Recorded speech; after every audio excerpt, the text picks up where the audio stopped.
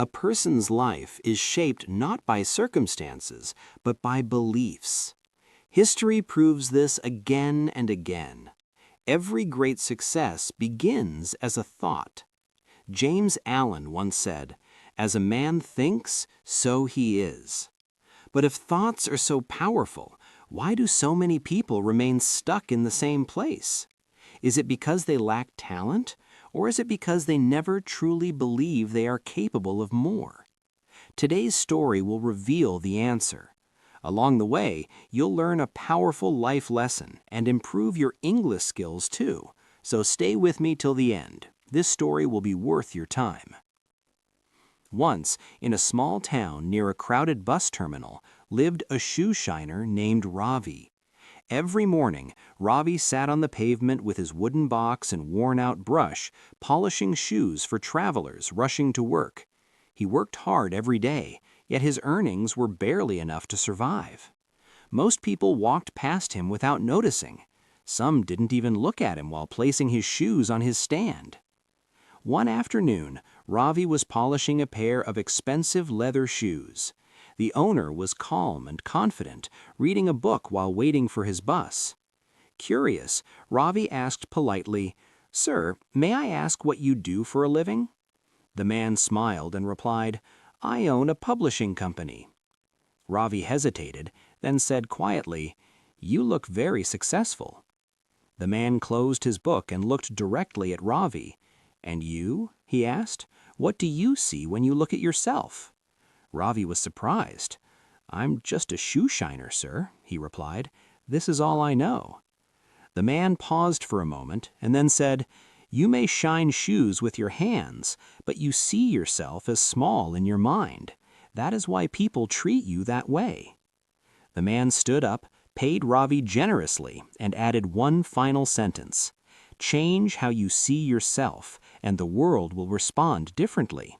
Then he walked away. That night, Ravi could not sleep. Those words echoed in his mind again and again. Change how you see yourself. For years, Ravi had believed this was his fate, that he would sit on the pavement forever. But suddenly a thought appeared in his mind. What if that belief was the real problem? The next day, Ravi did something different. He cleaned his stand carefully, arranged his tools neatly, and greeted every customer with confidence. Instead of working silently, he spoke kindly. He complimented people and treated them like valued customers. Something unexpected happened. People noticed him. They smiled back. Some stayed longer.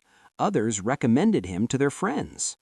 Encouraged, Ravi began learning more. He studied shoe materials, polishing techniques, and shoe care tips. Soon, he wasn't just shining shoes, he was giving advice.